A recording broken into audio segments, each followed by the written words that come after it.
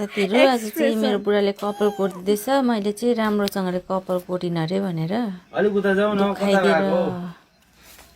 मैले बिरालो खाए अलि सरी कोर्दिएको होला है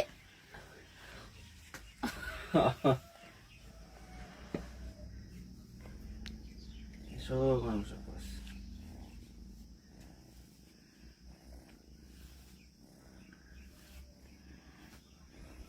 यही कपाल मजाले कोर्यो भने त सिल्के छ नि आएछ सिल्की पर्यो यहाँदै आएछ है के हो तिम्रो माइजू पुस्रो न पुस्रो भएर कसको बुढी हो या त्यसको भन्छ खासमा तिमीले कपाल नकाटेर पनि हो कपाल अलिक उयो नगरे म तिमीलाई उयो कमजोरी देखेको कपाल अब कुरा चाहिँ त्यस्तो त निक्ल्यो होइन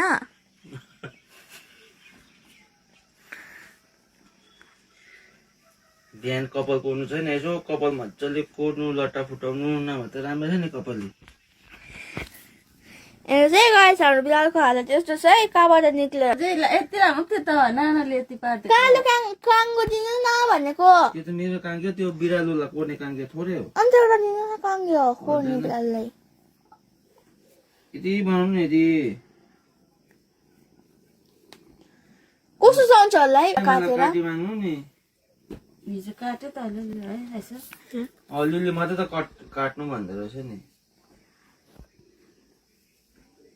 किन हौ छोटो चाहिँ पार्नु हौ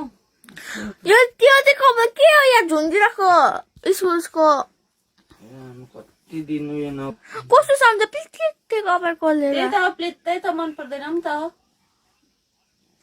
चाटेको जस्तै राम्रो छ डरहरूले अन्त त्यसै यसरी कोर्छ त त्यस्तै हामीलाई सुहाउँदैन आएछ नि हेर्नु आइजु के गरिबसेको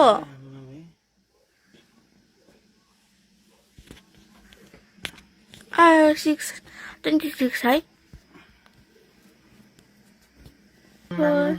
1 तारिक कहिले परेको छ आइसाको प्रोग्राम छ है नोभेम्बर 1 तारिक